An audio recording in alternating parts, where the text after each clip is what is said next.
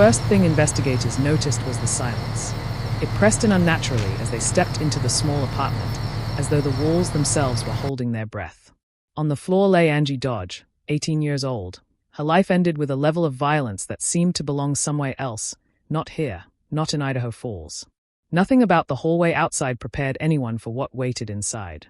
This was a place meant for beginnings, a first apartment, a step into independence, a quiet future taking shape. Instead, it became the center of a mystery that would unravel lives for more than 20 years. From that moment, the case stopped being only about a murder. It became about urgency, fear, and the dangerous need for answers. The community wanted safety restored. The family wanted justice. And the system, under pressure, wanted resolution. What no one realized then was that the path chosen in those early days would lead them further from the truth than they could imagine. News of the murder spread quickly through Idaho Falls, carried by whispers, radio reports, and the tight expressions of neighbors who suddenly looked at familiar streets with suspicion. Angie Dodge had been young, ordinary, and unguarded, which made the crime feel personal to everyone. If this could happen to her, it could happen to anyone. Parents locked doors earlier. Friends checked in more often. Police patrols increased, but reassurance was thin. Investigators worked the scene intensely, cataloging every mark, every trace, every object that might speak for Angie when she no longer could. The violence suggested rage, but rage without a face. There were no witnesses, no obvious suspects, and no clear motive. That absence became its own problem. With each passing day, the pressure grew heavier. Unsolved crimes do not remain neutral. They erode confidence and create fear. In that atmosphere, the investigation began to shift from careful reconstruction towards something more urgent, finding someone to hold responsible before the silence grew louder. Life before that day offered no warning signs, no clues that might explain why she was targeted. Friends described her as warm and trusting, someone excited about adulthood rather than afraid of it. Her move into her own apartment symbolized freedom, not danger. She was not hiding from anything, not involved in anything risky. That normalcy made the brutality of her death even harder to accept.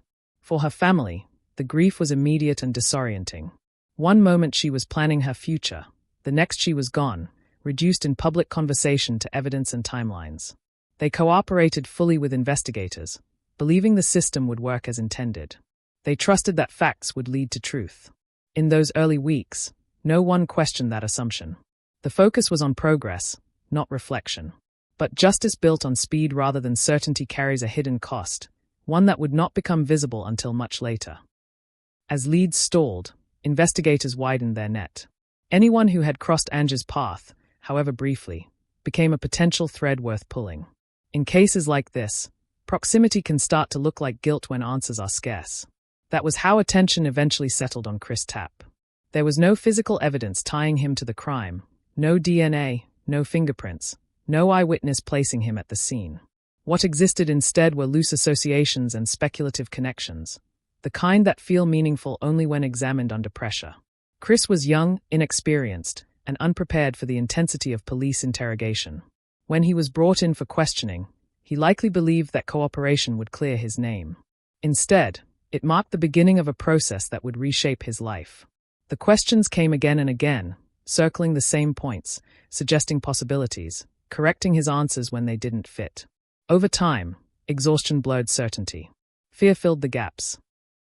Interrogations are designed to extract information, but under certain conditions, they can manufacture it. Chris Tapp's questioning stretched on for hours, then days, each session reinforcing the idea that police already knew what happened. All that remained, he was told, was for him to admit his role. Subtle pressure became direct. Hypotheticals became assumptions. When he hesitated, details were suggested. When he contradicted himself, it was framed as proof of deception rather than confusion. Eventually, Chris began repeating fragments of a story that wasn't his. His confession was inconsistent, shifting, and riddled with errors that didn't match the crime scene. Yet once spoken, it took on a life of its own. Investigators stopped testing it against evidence and began shaping evidence around it. The confession became the anchor, and everything else was made to float toward it, whether it fit or not. By the time the case reached court, the narrative had hardened. The absence of DNA evidence was minimized. The inconsistencies in the confession were reframed as nervousness or guilt. Jurors were presented with a story that felt complete, even if it wasn't accurate. Confessions carry enormous psychological weight. The idea that someone would admit to a brutal murder they did not commit seems illogical, almost impossible. That assumption became the prosecution's strongest asset. In 1998, Chris Tapp was convicted and sentenced to life in prison. For the public, the verdict signaled resolution. For Angie Dodge's family, it offered a form of closure, painful but necessary. For Chris, it marked the beginning of a sentence far longer than the years it would eventually be measured in.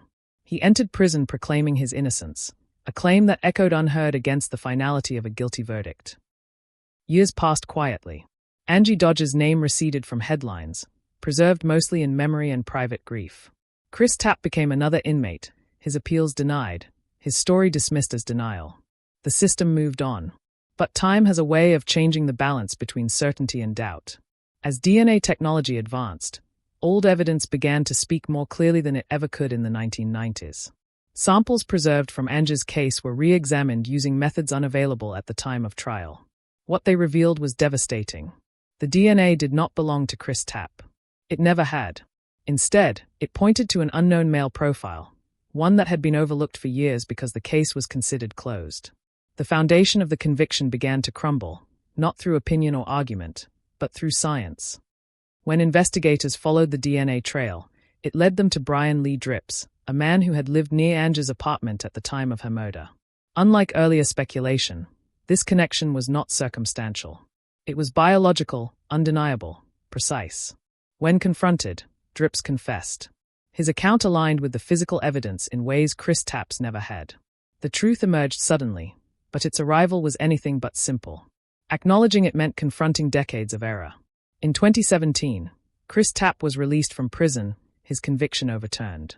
He had spent more than 20 years incarcerated for a crime he did not commit. Freedom came, but it arrived stripped of restoration. Youth, opportunity, and time cannot be returned. For Angie Dodge's family, the revelation reopened wounds they thought had healed, forcing them to reconcile justice delayed with justice denied. Lee Dripps was sentenced to life in prison, and officially, the case was closed. Yet its impact continued to ripple outward. The Angie Dodge murder became a landmark example of wrongful conviction, false confession, and systemic failure. It forced uncomfortable conversations about interrogation practices and the weight given to confessions over evidence. It revealed how pressure can distort judgment, and how institutions can cling to certainty even when it is built on sand. At the heart of the story remains Angie herself, a young woman whose life was taken, and whose memory became entangled in error and correction. Remembering her means acknowledging the full truth, not just who killed her, but how long it took to admit what went wrong. The apartment still stands. The street still looks ordinary. That is the quiet warning this case leaves behind. Extraordinary harm does not announce itself with spectacle. It enters familiar spaces, hides behind routine, and depends on haste and assumption to survive. The Angie Dodge murder is not only a story about violence. It is a story about how easily truth can be delayed, how costly certainty can become, and how justice demands patience even when fear demands speed. The silence that filled that apartment in 1996 did not end with the arrest. It lingered for decades, waiting for someone to listen closely enough to hear what it had been saying all along. When Chris Tapp stepped outside prison walls in 2017, the world had moved on without him. Technology had advanced, cities had changed, and entire lives had unfolded while his remained paused. Cameras captured the moment, but no footage could show the weight he carried. Freedom was real, yet incomplete. He walked into a future that no longer fit the past taken from him. For many viewers, his release felt like justice finally arriving. But justice delayed does not arrive whole. It arrives fractured. Chris had lost his 20s, his 30s, and the simple dignity of being believed. Every system that failed him now offered statements, apologies, and explanations, but none could restore time. His story forced an uncomfortable realization. The correction of an error does not erase its damage. It only exposes it. And for Angie Dodge, whose life could not be corrected at all, the question lingered quietly beneath the headlines. Why had the truth taken so long to matter? Angie Dodge's family, the revelation brought a second shock layered onto the first. They had grieved believing the right person was punished, structured their healing around that belief, and defended it publicly for years. Learning that Chris Tapp was innocent meant reopening grief they had been told was resolved. It also meant confronting a painful truth. The real killer had lived freely while they mourned. This was not a simple shift from wrong to right. It was a collision of emotions: relief, anger, guilt, and exhaustion. Families of victims are rarely prepared for this kind of reversal. They trust the system because they need to. Without that trust, grief becomes unmanageable. Angie's mother became a vocal advocate for uncovering the truth, even when it challenged earlier assumptions. Her insistence on DNA testing became one of the most important forces in correcting the case. In doing so, she demonstrated something rarely acknowledged: accountability does not weaken justice. It strengthens it, even when it hurts. The confession of Brian Lee Dripps introduced clarity, but also dread. His admission confirmed what DNA had already proven, yet it raised unsettling questions. He had lived nearby. He had no connection to Angie. She was chosen at random. That randomness stripped the crime of any comforting explanation. There was no motive that could be reasoned with, no warning sign that could have been spotted in advance. This reality unsettled the community more than the idea of a known suspect ever had. It meant safety had been an illusion, restored prematurely by a convenient conclusion. Dripps' confession aligned with physical evidence in ways Chris Tapps never did, highlighting how fragile the original case had been. The contrast was stark. One confession collapsed under scrutiny. The other held firm. The difference was not morality or intent, it was truth. And truth, once supported by evidence, no longer required persuasion. The Angie Dodge case began appearing in legal textbooks, documentaries, and training seminars, not as a solved murder, but as a warning. It illustrated how confirmation bias can quietly shape investigations, narrowing vision until alternatives disappear. Once police believed they had their suspect, every action reinforced that belief. Evidence was interpreted to fit the story rather than challenge it. This is not unique to one department or one case. It is a structural vulnerability present wherever urgency outweighs skepticism. False confessions, once considered rare, were now recognized as disturbingly common under certain conditions. The case forced law enforcement agencies to re-evaluate interrogation techniques, especially with young or vulnerable suspects. But reform often arrives slower than recognition. For every case corrected, others remain buried under certainty. Angie Dodge's name became associated not only with tragedy, but with reform, a legacy she never asked for, yet now carries forward. Public reaction evolved over time. Initial outrage focused on the crime itself. Later, it shifted toward the injustice of the wrongful conviction. Online discussions debated responsibility. Was it the detectives, the prosecutors, the jury, or the system itself? The truth is less satisfying. Responsibility was distributed, diluted by procedure and pressure. No single decision created the failure. It was a series of small compromises, each justified in the moment, each moving the case further from accuracy. This is how systems fail quietly. Not through malice, but through momentum. The Angie Dodge case revealed how easily a community's need for closure can become complicit in error. Once a verdict is delivered, questioning it feels like reopening wounds. Yet refusing to question it allows those wounds to deepen unseen. The public learned, slowly, that justice is not a destination. It is a process that demands constant scrutiny. Chris Tapps' life after release became a testament to resilience shaped by loss. He spoke publicly about the dangers of coercive interrogation, not as theory, but as lived reality. His calm presence contrasted sharply with the years taken from him. There was no anger loud enough to recover what was lost, so he chose clarity instead. Yet even advocacy carries a burden. He would forever be introduced as the man wrongfully convicted of Angie Dodge's murder. Innocence did not erase association. It redefined it. This is another quiet consequence of wrongful conviction. The past remains attached, regardless of truth. Meanwhile, Angie's absence remained unchanged. Advocacy could not speak for her. Memory had to. Her name continued to anchor the story, reminding audiences that correcting injustice does not compete with honoring victims. It depends on it. The legal closure of the case did not seal its emotional impact. For many, it left behind a lingering discomfort. How many other cases rely on confessions unsupported by evidence? How many remain unquestioned because revisiting them feels disruptive? The Angie Dodge murder exposed a fundamental tension within justice systems: the desire for certainty versus the necessity of doubt. Doubt is often framed as weakness, yet it is doubt that protects truth from distortion. Without it, systems calcify around their earliest conclusions. The case encouraged a shift in perspective, urging investigators and the public alike to see uncertainty not as failure, but as responsibility. Angie Dodge did not receive protection in life. The least society could offer in her memory was honesty in death. There is a temptation to see this story as resolved, its lessons learned, its errors corrected. But history suggests otherwise. Each generation inherits the same vulnerabilities, repackaged with new technology and language. DNA can reveal truth, but it cannot enforce humility. That must come from culture. The Angie Dodge case remains relevant because it resists simplification.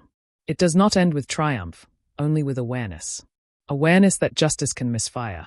Awareness that systems require vigilance. Awareness that victims and the wrongfully accused are not opposing sides, but connected by the same demand for truth. This awareness is fragile. It must be maintained deliberately, or it fades. Angie Dodge's story continues to circulate not because of fascination with violence, but because of what it teaches when viewed honestly.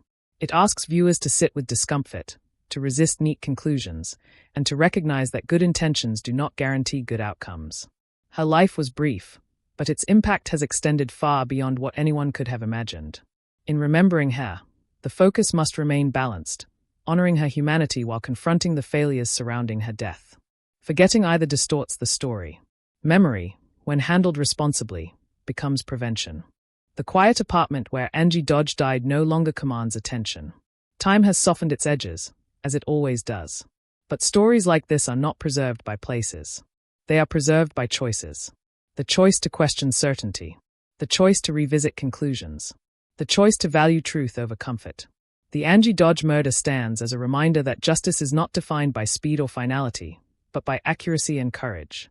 Courage to admit error. Courage to wait for evidence. Courage to listen when the silence speaks. As the years pass, the Angie Dodge case continues to surface in classrooms, courtrooms, and conversations where justice is examined rather than assumed. It is often introduced not as a mystery, but as a mirror, one that reflects how easily truth can be reshaped by urgency. Students studying criminal justice encounter it early, learning how investigative tunnel vision forms and how difficult it is to reverse once momentum takes hold.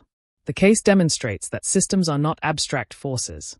They are made of people responding to pressure, expectation, and fear of failure. Each decision along the way seemed reasonable in isolation, yet together they constructed a false reality. That is the quiet danger. No villain announces themselves as such. Mistakes wear the disguise of diligence. The lesson is uncomfortable because it offers no simple fix. Technology helps, oversight helps, training helps, but none replace the discipline of restraint. Angie Dodge's story persists because it refuses to let anyone remain comfortable with certainty. It insists that justice requires patience even when the cost of waiting feels unbearable. Memory plays a complicated role in this case. Over time, memories harden into stories, and stories into beliefs. For decades, the belief that the case was solved shaped how people remembered Angie Dodge and Chris Tapp. When that belief collapsed, memory had to be rewritten. This process is not neutral. It demands humility from institutions and emotional labor from families. Society often underestimates how painful truth can be when it contradicts long-held narratives. Admitting error feels like reopening wounds, yet those wounds never truly healed. They were simply covered. The Angie Dodge case shows that memory is not passive, it is curated. What is remembered, what is emphasized, and what is ignored all influence outcomes. When memory is guided by convenience, injustice survives quietly. When it is guided by evidence, correction becomes possible. This distinction matters beyond one case. It determines whether future errors are inevitable or interruptible. Memory, handled honestly, becomes a form of accountability that extends beyond verdicts. One of the most unsettling aspects of this story is how ordinary everything appeared while the truth remained hidden. The real perpetrator lived his life without scrutiny. The wrongfully convicted adjusted to prison routines. The community believed itself safe. This normalcy is what allows injustice to endure. When harm blends into routine, urgency fades. The case challenges the assumption that danger is always visible.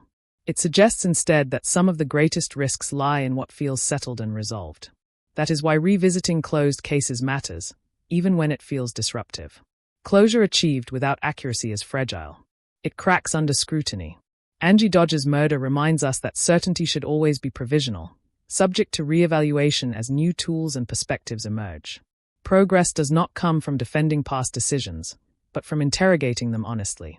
The cost of not doing so is measured in decades lost, trust eroded, and lives permanently altered. For those who study wrongful convictions, the emotional toll often receives less attention than the legal mechanics. Yet emotional damage shapes outcomes long after cases conclude. Chris Tapp emerged into freedom carrying institutional scars invisible to most observers. Angie Dodge's family carried a different weight, the burden of having trusted a system that misled them. Both experiences coexist within the same story, challenging the false idea that justice is a zero-sum outcome. Correcting one wrong does not undo another. The system's failure did not choose between them, it harmed both. Recognizing this complexity is essential. Simplifying the narrative into heroes and villains erases the structural weaknesses that allowed the error to persist. The Angie Dodge case endures because it resists simplification. It demands empathy without denial and accountability without scapegoating. Only by holding all dimensions at once can its lessons remain intact rather than diluted by time. Media coverage also played a role in shaping perception. Early reporting focused on resolution rather than uncertainty, reinforcing public confidence in the conviction. Once the narrative shifted, coverage became corrective, highlighting failure and reform. Both phases mattered. Media does not merely report outcomes, it influences which questions feel legitimate to ask. When doubt is absent from coverage, doubt feels inappropriate. The Angie Dodge case illustrates the responsibility that comes with storytelling, especially in true crime. Emphasizing finality can discourage scrutiny. Emphasizing complexity invites it. Over time, documentaries and long-form reporting helped restore nuance, showing how layered the truth had been all along. This evolution mirrors the broader cultural shift toward questioning authority without rejecting accountability. Angie Dodge's story benefited from that shift, but it also contributed to it. The case became part of a growing recognition that justice systems improve not through silence, but through sustained examination. At its core, this story confronts a fundamental fear, the fear that certainty can be wrong. Accepting that possibility destabilizes trust in institutions designed to protect. Yet refusing to accept it makes correction impossible. The Angie Dodge murder demonstrates that trust must be dynamic, not blind. It must allow space for challenge without collapsing into cynicism. This balance is difficult but necessary. Systems improve when criticism is welcomed as a safeguard rather than treated as a threat. The case also underscores the importance of preserving evidence. Without preserved DNA, truth would have remained inaccessible. Preservation, patience, and persistence form the bridge between error and correction. These qualities are not dramatic, but they are decisive. They operate quietly, often unnoticed, until the moment they change everything. Angie Dodge's legacy includes this quiet insistence that truth, given time and care, can still emerge. There is no single moment where the Angie Dodge case feels complete. Even its legal resolution leaves unanswered emotional questions. How does a community reconcile safety built on a false conclusion? How do families grieve twice without losing faith entirely? How does someone reclaim identity after being defined by a crime they did not commit? These questions do not belong to courts. They belong to society. The case asks viewers to consider their own relationship with certainty. How often do we accept conclusions because they are convenient? How often do we confuse resolution with truth? These reflections extend beyond crime. They apply wherever authority meets accountability.